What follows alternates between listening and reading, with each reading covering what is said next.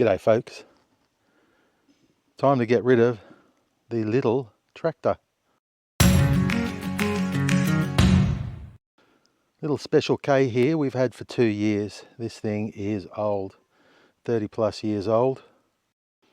I got it in a pretty sad state, but I thought it's cheap, a quick way to learn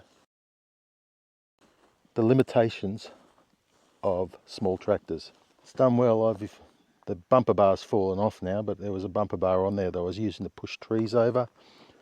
Basically trees like that one, these two here, it could push them over, no problemo. The slasher underneath, mid-deck, mid-mounted mower, it was poor. It still works. I had to redo a plate on top to keep the thing working. Belts snapped, but that was a cheap, nasty belt. I've got a better one just to put it on when it goes, because time to say goodbye. So yeah, she's pushed over trees, she's mowed acre after acre after acre. The deck is poor. I had to do a plate to remount that pulley, but it's doing all right.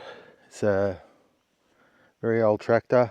Was a 19 horsepower, 16 at the PTO. Probably 16 horsepower now with maybe 12 at the PTO. It did the trick. I tried using a slasher on the back for a bit. Let's just say way too underpowered for that job. Anywho, from Special K here to our next tractor. What do you think it is? Comment below and tell me what you think I got and or what you think I should get. We've got about 15 acres.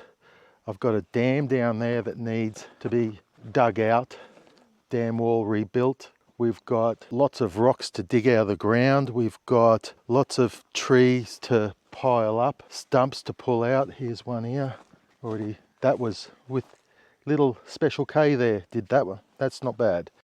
Give your say. Farewell, Special K. Till next time, take care. Bye.